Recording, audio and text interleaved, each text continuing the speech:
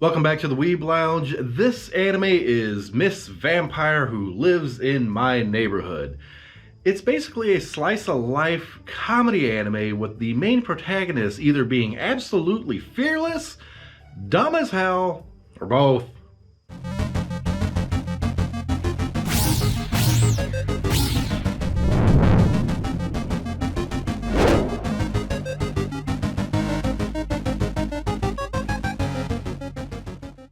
All right, now I say slice of life because, it's got vampires and presumably other stuff.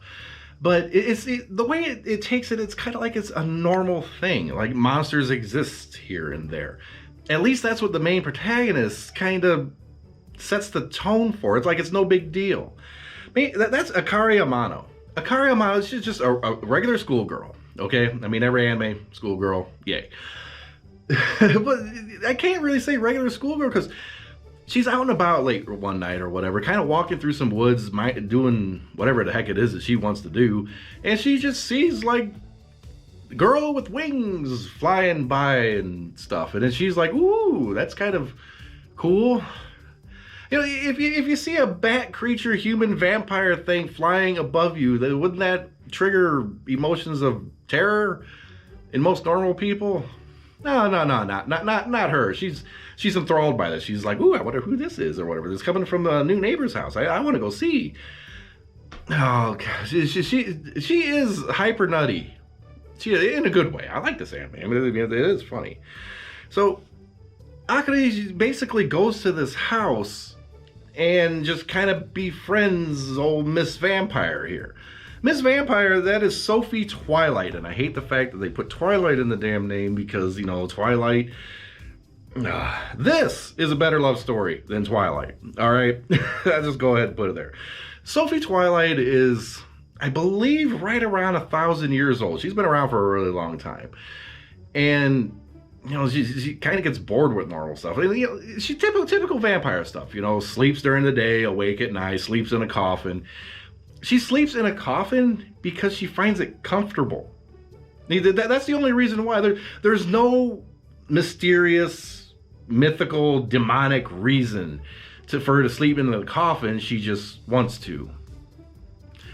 And she has a body pillow cover thing, a body pillow with her too, with anime characters on it. This vampire is an otaku. This vampire is a straight up otaku. And the things that she has to do in order to collect and attend special events is just kind of silly. But, anyways, Akari befriends Sophie. Sophie, she comes off as kind of mid-tone, melancholy vampire, right? Melancholy, vampire kind of goes together. But herself, she's kind, she's fun, and she's a huge otaku because, this whole late night thing or whatever, she has to be up late at night. So if you're up late at night, what do you get to do? You get to watch anime. I guess that's the only thing to do really late at night other than suck blood and stuff, which she actually doesn't do. Sophie's a little bit of an odd one, and the vampire traits don't quite follow the stereotypical role. Like Sophie going out in the sun or whatever, she can, but it makes her like really, really weak. And over time, it can make her so weak that she could die. It's not like your typical vampire movies where sunlight hits them, face burn, and they turn into dust. That's not quite how it works. But it can have that effect prolonged. But like there's one anime event she wants to go. She wants to go to some place early in the morning to get some special event, get something signed or a special toy or whatever the case may be. And then of course, she has a nice umbrella, walks around, and even though the sunlight's not directly hitting her, she still feels kind of weak and everything. It takes her a while to get anywhere because she has to take constant breaks.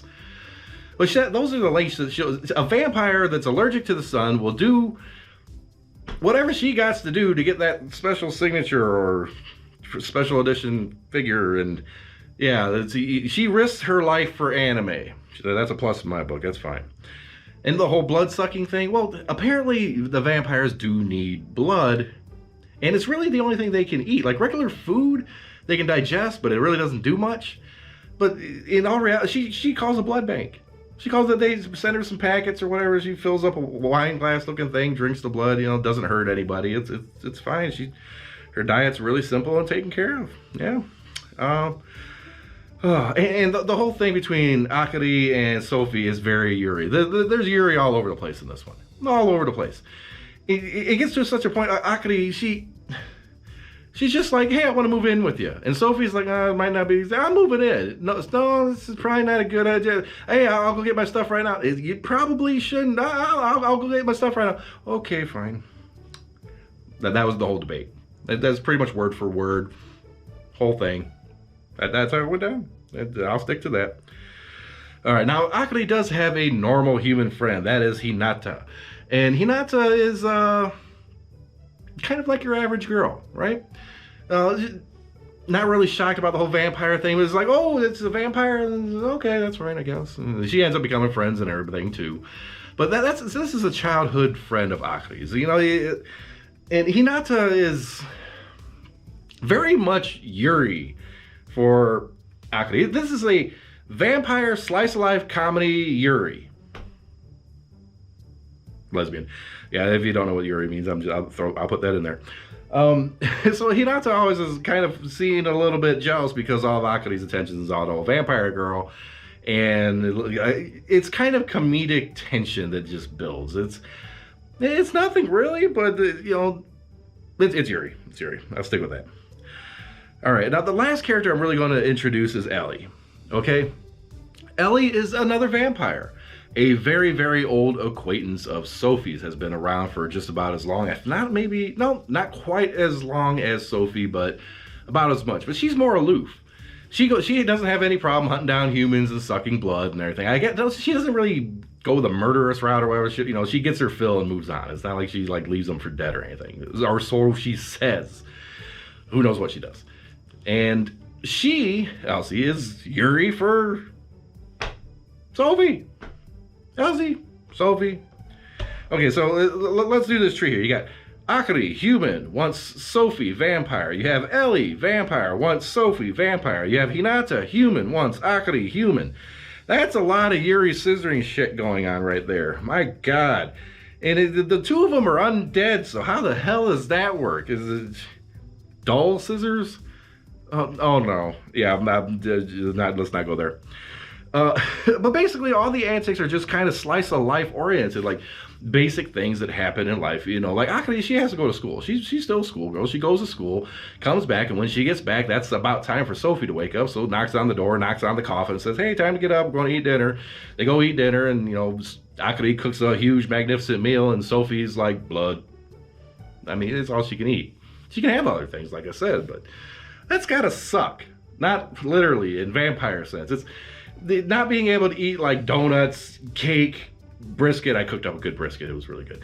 Like stuff like that, and all you can do is just stir a little blood in the face looking thing. Still a better love story than Twilight. I don't care. But and Ellie's just kind of, Ellie tries to be mean. Tries to be like the dominant vampire, be mean, you can do what I say, and dominatrix type thing-ish, Yuri-ish, kind of. Oh, man. But she's friendly. She's fine. Everybody in this anime is like this friendly, no nothing, no tension, whatever. It's just like, these two are out and about at night, these two are out and about during the day, they kind of mingle in between, and that's the whole thing. Yeah, that's pretty much the whole thing. It's a lighthearted anime. I actually really enjoyed it. It's, you know, you have the Yuri sense, but it doesn't take Yuri to like these extremes or whatever. You know, there's always the little hints, little tension and everything there, but it's not like Sesame. You know, it doesn't go to that route. It doesn't go to that extreme, but it's cute. It's fun. It's comedic. It's all the slice of life things that you really like. You know, take Lucky Star, make a couple of them a vampire, and there you go. But I'm still wondering how Akari's brain works, okay? And this whole world in general. Akari, when she found out this is a vampire, unfazed. Unfazed. It's like, it's almost as if to her, vampires are normal in this world. Okay? Like everybody knows what vampires, Bigfoots, demons, Draculas, whatever, other monsters, mummies you could think of. It's almost as if they're normal in this world, but not.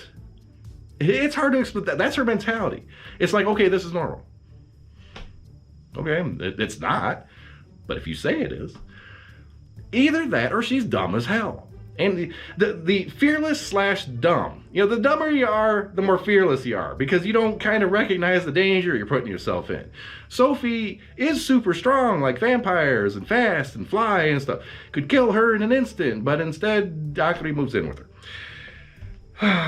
Not even like a servant or nothing. It just serves her because Yuri, but oh, that doesn't quite sound right. Anyways, you know, like, subscribe, hit that notification button. It's one of those anime that you kind of have to watch. It's a really enjoyable anime. It's laid back. Just sit back, watch it. You will enjoy it. But my God, you will realize really quick that Akari is she's aloof. Aloof. Oh, yeah. Dumb. We'll see you in the next video.